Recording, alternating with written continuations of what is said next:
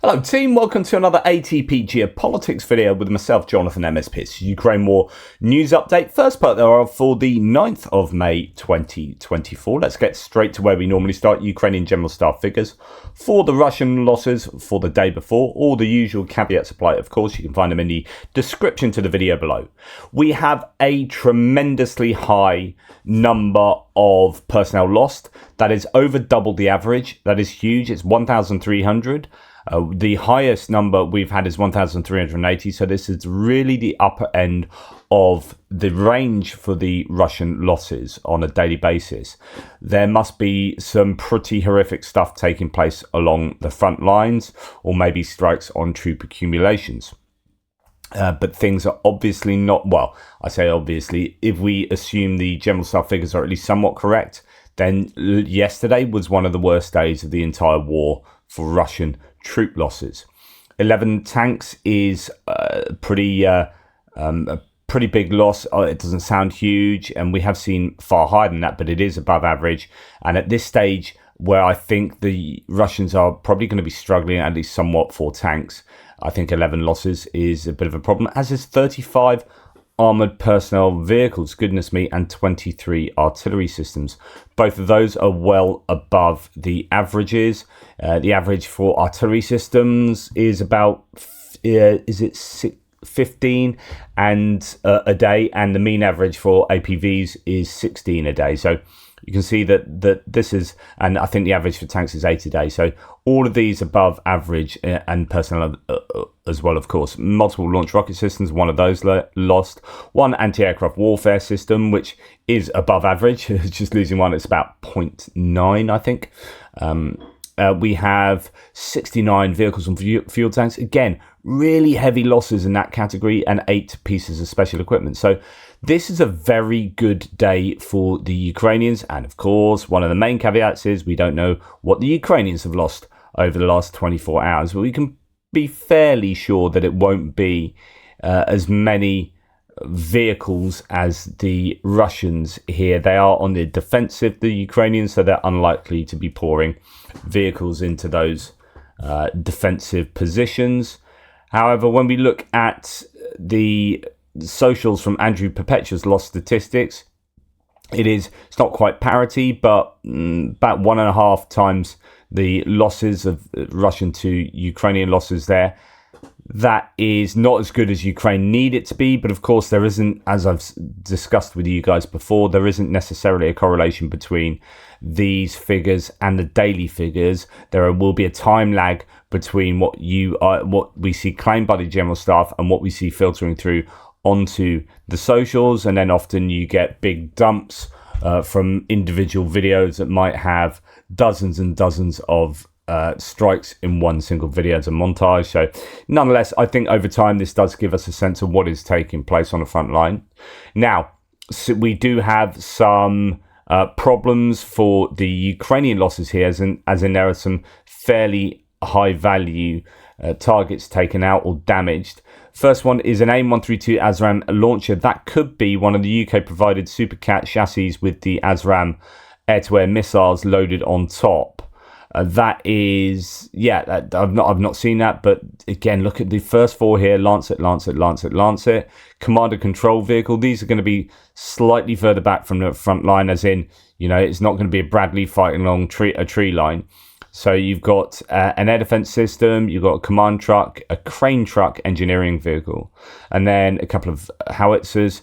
Tanks, we have, a few T-80s and T-64s, and then 2 M1 Abrams damaged by FPV drones. I don't know how damaged they are. And a Bradley damaged by an FPV drone, as well as an abandoned Bradley 2. We have seen some footage of Bradleys working along tree lines, as mentioned. They appear to be being used. I say the Ukrainians sit on the defensive. They aren't going to use as much in terms of mechanized equipment, but they are evidently using tanks and Bradleys. So we've got 3 Bradleys here. Sorry, I missed that. So goodness me, that's the most I've seen to date in one day. So 2 damaged Bradleys and 1 abandoned, both those damaged by an FPV drone. So I have seen more footage of Bradleys being used in the last week. In fact, I'm going to show you one in a second of a tow launcher from the top of one hitting a target quite far away. We have an Oncilla FPV drone, an Oncilla APC taken out by an FPV drone, Humvee taken out by Lancet. So that's 6 Russian successes with the use of the Lancet there, again showing you that the Lancets are still a big trouble for the Ukrainians. So there's some fairly valuable targets that the Ukrainians have lost, fairly valuable pieces of equipment the Ukrainians have lost.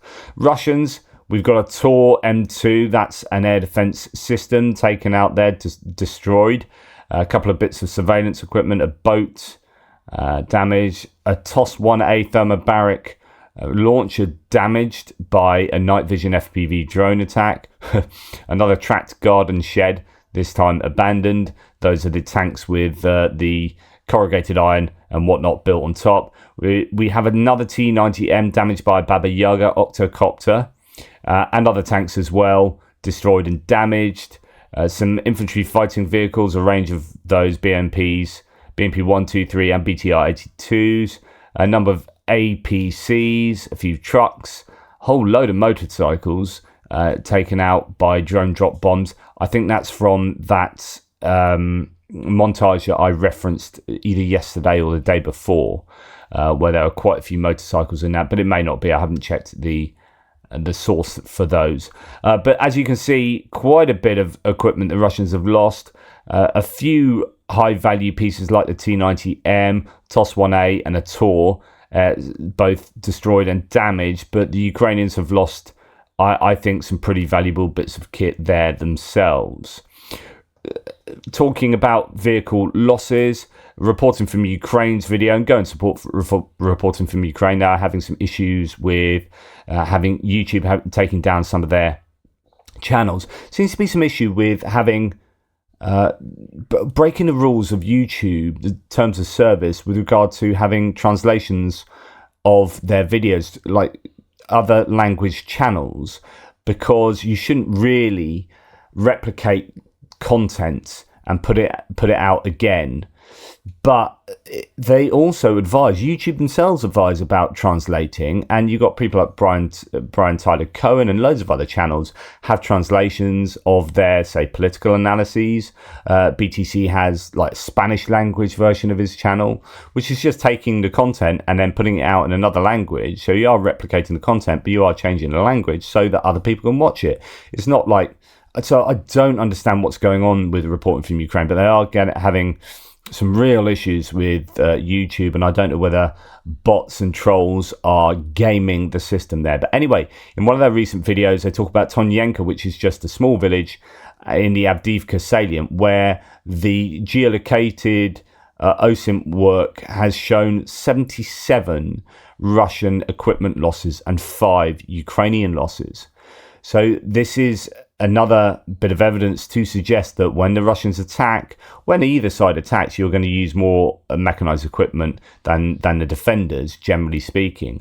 And here the Russians are just losing unsustainable amounts of kit. And that's just one village. I've talked about Novomerkalivka previously, where you got 314 Russian geolocated losses in the Terny-Torska area. There are hundreds up there. I think Andrew Perpetua's last count was, last time I saw it was like 156 or something like that, 152, but that was some time ago. So each of these places are just graveyards of Russian equipment, and then we look at the general staff figures and they make these big bold claims. You think, oh, should we believe that? And then you look at the open source intelligence and you think, yeah, actually that's justifiable. And although today's Andrew Perpetua stats are much closer than I would like, there are other days where they're just stupendously different. Lloyd Austin, the Secretary for Defense for the US administration, says it's too early to see the effects of US aid on Ukraine's front lines. Very early on, he says, to see those improvements on Ukraine's front lines after a new batch of US arms started flowing to Ukraine. I would actually disagree. Anyway, the quote is, it's hard to buy back time, but I think that without this help, Ukraine would have a very tough time defending against a superior force. I think that's absolutely correct from Lloyd Austin there. However, I think we are already seeing an effect on the front lines. I am seeing footage coming out now that I haven't seen for a long time, like an awful lot of HIMARS footage that wasn't. We had a bit of I guess a drought of HIMARS footage for some months as we saw the ammunition shortage take place. I'm seeing more artillery being used. I am seeing, I think, well, also claims from Ukrainians. So there's the Ukrainian unit yesterday claiming, we're finally firing again and producing imagery to support that. So I think there is actually a difference on the front line, but he is being a bit cautious there. This is oh no, it's not this one. This is an example of what I'm just talking about. So with some accompanying music, which is nice. Destroyed Russian equipment by both HIMARS projectiles and guided aerial bombs. So we're starting to see possibly JDAMs, possibly the French Hammer bombs being used more frequently. We are seeing HIMARS, as mentioned, being used more frequently. Among the Russian losses are Krasuka 4 REB complex, 2 Buk M3 air defense systems, an infantry base, and a Grad BM-21 multiple launch rocket system. So we are seeing lots more footage like this coming out on a daily basis at the moment, and I think that does suggest that some of this equipment is filtering through. I'm also seeing, I think someone asked me about this some time ago, and I was like, we have not seen Stugnas. These are the anti-tank guided missile systems that are indigenous to the Ukrainians. They used to make these skiffs at Izium, but that was taken over by the Russians, and I think they moved the factory to the west, but I haven't seen much Stugna footage for quite a long time, actually. And there's a couple of pieces of footage that I've seen recently, though, that might suggest that they are starting to get either more systems or just more ammunition for the systems. It's a 2-man system. You have the tripod with the launcher and someone with a screen about up to 50 meters away, because it's connected by a communications line. And it's a kind of laser guided system that has up to sort of 6 kilometer range. I've seen some hits at 6 kilometers. So this is certainly earlier on in the war, this has been shown to be a really successful system. Here we've got one being used, anti-tank guided missile platoon of the Urbis battalion of the Bravi brigade destroyed Russian tanks that were going to storm positions. So this is good to see the Stugna being used again to take out Russian targets. Anyway, we've also got a bit of footage of a Bradley scoring a hit on a long-range hit on a Russian T-80 tank and neutralizing it using a TOW ATGM. So these are the wired optical ATGMs on top of Bradleys that are really pretty effective. They're not, I suppose it would be nicer if you could have a fire and forget system. These aren't fire and forgets, but they do a pretty good job. And they're quite often on aid packages. We just see TOW missiles. So the Ukrainians obviously do use these at quite high frequency. Here we've got the Bradley, and it's firing into the distance, as you can see from this thermal imagery camera. This might well be at night then, and you might have an advantage of the Ukrainians there. So it's fired from here. It's all the way over to, there's an explosion here and here. Obviously both things that is not from the Brad, because you can actually see the TOW missile go up in this direction to hit that tank, and there it gets hit and taken out. So 2 Russian targets hit by 2 different systems. But that Bradley scoring a pretty decent long-range hit on that. And we don't often see Bradley TOW videos, so that's why I add that one in there. But also, this shows that they are using Bradleys to defend. And if you're going to use them to defend, you will find them turning up on lists like this. So although I say that you use more equipment attacking than defending, that's true, but the Ukrainians are using both Bradley and Abrams, particularly in that Avdiivka area, and that's where they seem to be losing them But, you are going to have losses. If you're going to use these things in a war zone, you are going to have losses. And that's why they need replacements for them. In the Bryansk region, a Russian RB636AM2 Svet KU electronic warfare system was hit and likely damaged by an FPV drone. Sometimes without a spotter drone, you don't always know how much damage is done, or if the spotter drone, in this case, being so far away, you don't know quite how much damage was done. But what's interesting there is we're starting to see Ukraine hit these systems, both things like howitzers or towed guns, electronic warfare systems, comms towers and whatnot, within the Russian territories north of the Ukrainian border. As we see FPV drones and other drones have longer and longer ranges, it means that the Russian equipment is in has greater vulnerability, indeed, inside Russia itself. Obviously, the Russians are going to be working on increasing the range of their drones, and the Ukrainians are going to be suffering similarly. But it's just that we are starting to see quite a lot north of the border, I think. Andrew Perpetua says, God, I wish I could show you the image of this, but I do not have the rights to republish the image, but I can describe it to you. There was a BMP, so an infantry fighting vehicle, a Russian one. It caught fire. It exploded. The thing remaining was a bathtub. It has no top and no insides. This thing obviously was gutted. It's going to be one of those rusty hulks. Why am I bringing up this BMP? Because Russia recovered it. The BMP isn't there anymore. I can promise you the BMP will never fight another battle. It's scrap metal. Maybe there are road wheels you can take off it, but that's it. I wanted you to keep this in mind when people imply that everything Russia recovers can be repaired. But repairs are not the only reason things are recovered. So the question is, why are they recovering something that is so obviously unrepairable? Are they using that to do Mad Max on other vehicles? Do they need scrap metal? Are they low on scrap metal, the Russians, such that they are recovering vehicles to basically melt them down to turn into new weapons and equipment? Interesting. These little nuggets of observations are sometimes, as I often say, concentrate on the little things and they tell you quite a lot. This just one little anecdote here does tell you quite a lot, because recovering vehicles is not risk-free.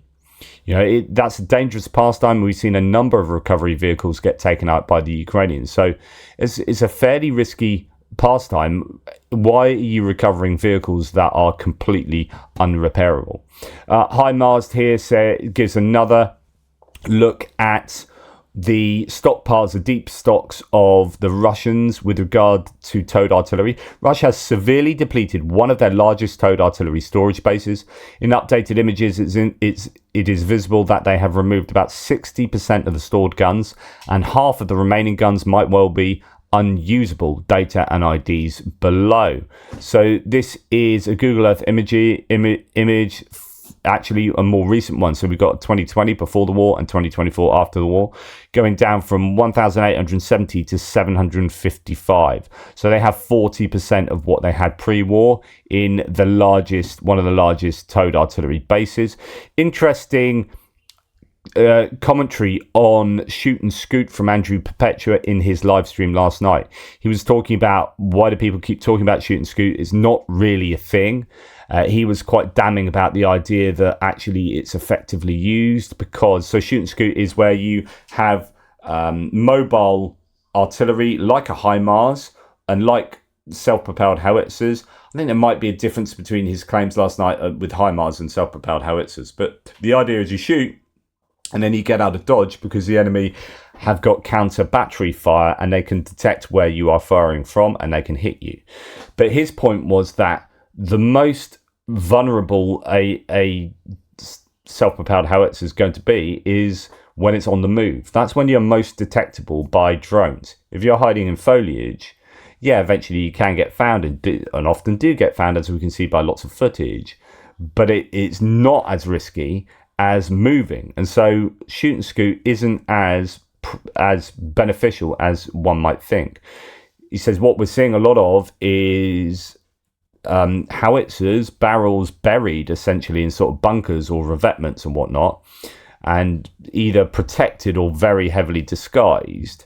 And if you are trying to do that to an SPG, you've got a much larger vehicle that you need to hide than a smaller towed howitzer. And so there might well be an advantage to having towed howitzers as opposed to SPGs.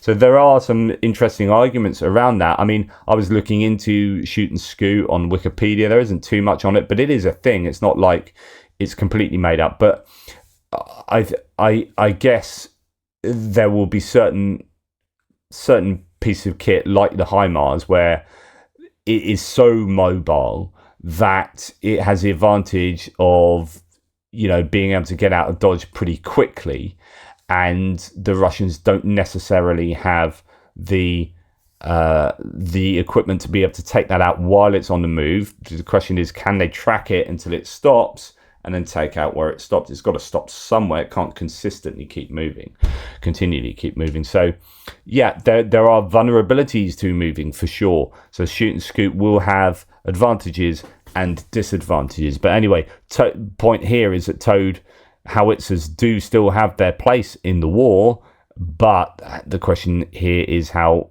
long can Russia keep providing the front line with towed howitzers? Right, a couple of Russia on fire, which I'm not really sure.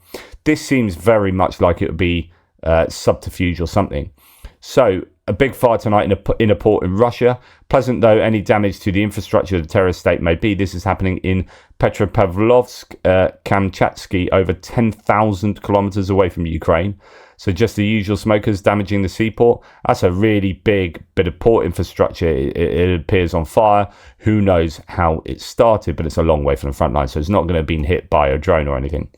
And then there's another situation in Krasnoyarsk.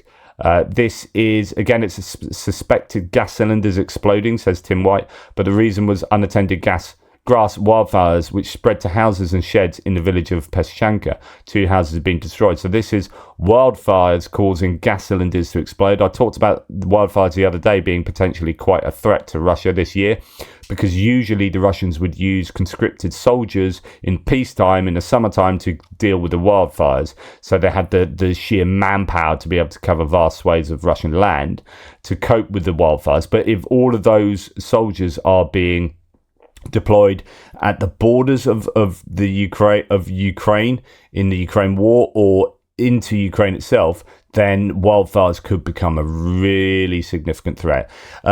Distance strikes and munitions, 17 out of 20 drones were taken out by the Ukrainians overnight. So Russia sent 20 drones into Ukraine. I don't know about any damage that has been done by those drones or whether those 3 hit significant targets. I don't have much info. Nikopol and places like that were hit again over the last 24 hours by lots of shelling. There's an interesting analysis here Jane Kiev refers to. The evidence is clear. Ukraine is intercepting a lower percentage of Russian missiles every month. All the boot stomping and big talk from Ukraine's allies about air defences yielded nothing more than letters and grave concern as Putin massacres the country. Well, this is precisely what you'd expect if you're running out of Patriot launch interceptors and other missiles that you'll be using in your air defence systems provided by the West. In January, there was a 67% interception rate of missiles. February, 53%. March, 55%. April, 48%. But I think it's not just going to be a lack of ammunition. I think the Russians are also learning and improving how they strike. I think they're getting better intelligence from Chinese satellites. I think they are using their knowledge of where the Ukrainian air defenses are, possibly based on that satellite imagery from China, but also based on the routes that their drones take as they sound out the Ukrainian country to see what the best routes are for their missiles and then send the missiles. So I think on the one hand, yes, Ukraine are struggling with ammunition, but on the other hand, we must also recognize that Russia probably are improving as well. As well, you should, going through a war. Right, Russian KH-101 missile with 2 warheads was shot down yesterday. I don't know what's going on there. But anyway, the claim is that a single missile has 2 warheads. I don't know what that means. Now, this morning, Alexei, an anti-aircraft gunner, this is yesterday morning, of one of the mobile fire groups of the Kherson anti-aircraft missile brigade, shot down his second missile with an Igla Manpad. Igla Manpad, I think it's Polish. Manpad, the man-portable air defense system, so shoulder-mounted, usually a shoulder-mounted affair, where he has shot down two, I presume, cruise missiles with one manpad. The guy's a bit of a ledge, so that's good news, and it shows the importance of having short-range air defense systems as well as these really expensive NASAMS and Patriot and SAMP-T launchers as well. You need to cover all your bases, and actually, if you can have enough people along the suspected routes of these missiles, either people in Gepards or machine guns on the back of SUVs, or in this case manpads, then you're going to do a lot more damage to those missiles and a lot more cheaply. Genkiev says today, Russians targeted a busy playground in Kharkiv with a missile. Kids lost limbs every effing day. So this is Kharkiv under so much pressure from the Russians north of the border, shooting from Belgorod. More on that in a second. Now, there were two strikes that I can work out overnight in Russia, both on oil infrastructure. Here we have Salavat Neftogintsyntes in Bashkiria, something like that. Anyway, that's hit. This is 1,400 kilometers from the border, so this is incredibly good range of drone strikes, if indeed it is a drone strike. I don't know for sure, but it does say drones attacked an oil refinery in Bashkiria and the fire started. So really successful range there. So let's see what Special Kherson Cat says here. Drone attack on a Russian oil refinery at Salavat Neftogintsens, yep, that one, which is located 1,300 kilometers. A fire started on the territory of the plant, according to preliminary data. No victims. That is located here. Geolocation of that is quite a long way from Ukrainian border. Shows you how big Russia is, though, because that's 1,300 kilometers, and then think about the eastern seaboard, how far away from Ukraine that would be. Anyway, there you go. That's that strike. And then there's also been a strike in Krasnodar Krai, which is the other side of the Kerch Bridge, and another possibly there have been a number of oil depots around this general area that have been struck previously, so this could be a same one being hit again. Ukrainian drones targeted that in Krasnodar Krai there. You can hear those drones.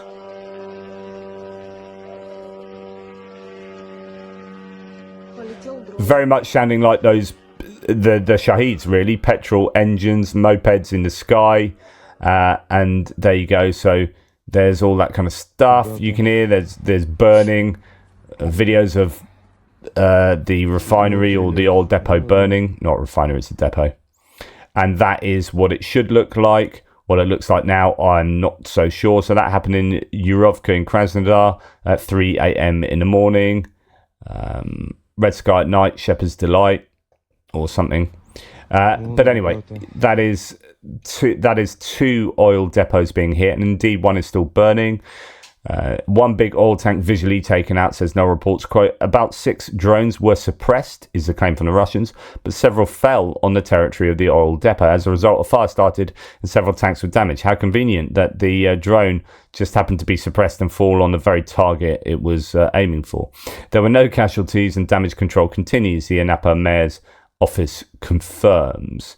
And then we had a lot of activity in Belgorod, quite a few fires in Belgorod, the city, and a number of explosions.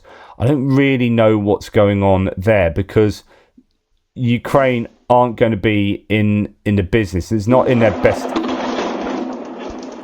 It's not in their best interests to chuck ammunition that they don't have an awful lot of into a city to hit residential buildings. So it's very likely that these are air defense missiles either coming down themselves or taking down the missiles that are flying near Belgorod, because this is where the air defense or the S-300 launchers and missile and rocket launchers are based that are firing at Kharkiv, and we've already seen that Kharkiv was hit yesterday. So if you look at Belgorod, there is quite a bit of imagery of fairly significant fires in the middle of Belgorod,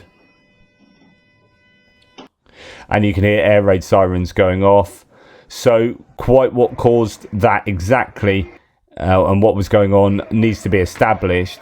And that's not me just trying to defend Ukraine. Like, we've seen Russia do this, and I slag off Russia for like throwing missiles into large cities. Kharkiv is a prime example, and that is definitely a case of the Russians doing terror attacks. Kherson, I was in Kherson when it was being shelled by the Russians, and there were no military targets in Kherson. It's just terrorism. If we can't have it, you can't have it. Would Ukraine be doing the same? Well, I think it's counterproductive from a PR level. And as mentioned, they just don't have the resources to waste doing that. So I think this is much more likely, just from a probabilities point of view, much more likely that they are genuinely trying to hit things and then those missiles are brought down by air defense. But I could be wrong. Denys Shmyhal, as we move on to other bits and pieces, the Prime Minister of Ukraine, says that Russian attacks have damaged over 800 heating facilities in Ukraine. Ukraine's lost up to 8 gigawatt hours worth of power generation since the start of the full-scale war, and needs nearly $1 billion to compensate that loss and to rebuild their energy infrastructure. And Ukraine, the Ukrainian energy entity, has said imported energy won't fully cover the deficit after the latest Russian attack. So remember, there have been some attacks over the last few days, not last night, although there was an attack last night, 20 drones, 17 taken down. But over the last few nights, we've had cruise missiles and Kinzhals and Iskanders thrown into Ukraine. Imports from Europe will not be sufficient to completely cover Ukraine's energy deficit caused by that latest Russian attack. That is a real challenge for the Ukrainians, obviously. Now, meanwhile, in Russia, it's Victory Day. Weather is a little bit inclement at times, so it's not a great time to have their Victory Day, but whatevs. There is, the normal footage coming out of T-34 tank trundling up the road. They don't have an awful lot of hardware to show off because that hardware is so desperately needed on the front lines. Anyway, moving on. Anton Gerashchenko talks about what's going on potentially with Shoigu, whether he's on the way out and whether Gerasimov is even on the way out. And all these rumors to do with Surovikin. So an intrigue continues to swell in Russia around rumours of upcoming changes to the top tier of the Russian Defence Ministry and in the command of the Russian army. According to the rumours, Shoigu is to be replaced by the governor of Tula region, Alexei Dyumin. The chief of the general staff, Gerasimov, is to be replaced by Surovikin, ex-commander of the forces in Ukraine, who was exiled to Africa after the failure of Prigozhin's mutiny. Today, a video allegedly showing Surovikin returning to Moscow appeared on Russian Telegram channels. Some reports claim that this video was taken 6 months ago and Surovikin is still in Africa. What Dyumin and Surovikin have in common is that they were both close to Prigozhin. Rumour has it was Dyumin who helped persuade Prigozhin to end the rebellion in exchange for Dyumin's appointment as minister. Officially, there is no confirmation for these rumours. However, if the rumours do come true, the situation in Russia could change very dramatically. I don't know whether it would change. Who knows?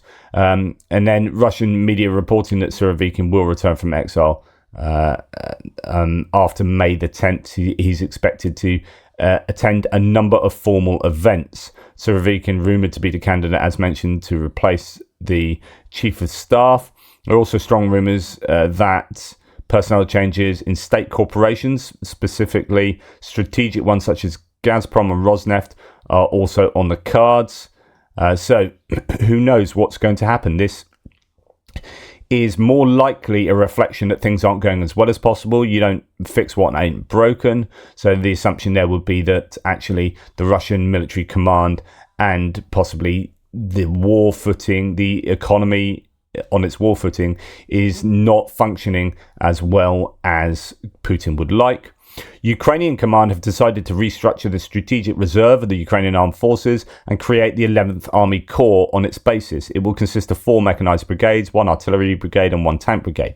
So we're starting to hear rumors about, reserves and new brigades being put together like we saw prior to the counteroffensive last year. I've been worried about this because I just don't think the Ukrainians have enough troops to put together to form, new brigades. They need to reconstitute what they've got right across the front line. And yet we are starting to see some of these videos. So here, Ukrainian force concentration in an unknown location. Lots of, I don't know what they are, whether they are the Ukrainian built ones or the Rochelle senators, or someone else can tell me what those rather new looking infantry mobility vehicles are, but certainly some imagery of large accumulations of Ukrainian troops there. They could be the paint job on those ones there look rather like they could be the Kirpis, but I don't know. Those are the Turkish provided ones. I'm not sure. I'd have to look a bit more closely at that. Anyway, we might start seeing more videos like this, which would suggest the Ukrainians are successfully mobilizing at least more troops than they were. They have passed these mobilization bills. We don't know how effective they're going to be. They're not full-on mobilization, and many people worrying they're not going nearly far enough. But I'm quite buoyed by the claims that 11,000, we're going to look at this later in the military aid section, but 11,000 trials have been stopped due to mobilizing people. So it could be that if you're on trial for a crime, you're given the option of just joining the army and will forgo that crime if it's not a serious crime. There are talks about people within the prison service being mobilized. And again, it's not serious crimes because they've also brought out a new rule to say that actually, no, we're not going to mobilize people like rapists, murderers, etc., etc. So these could be white collar criminals, could be, people done for fraud or whatever, benefits, fraud, something like that. Yep, okay, you are being mobilized. We need the troops on the front line, and that could be a fairly meaningful way of getting at least more troops in boots to help the Ukrainian defensive war effort, or maybe a future offensive effort. Right, anyway, that's enough from me. Thanks for watching. Please like, subscribe and share. Take care. Speak soon. Toodle pips.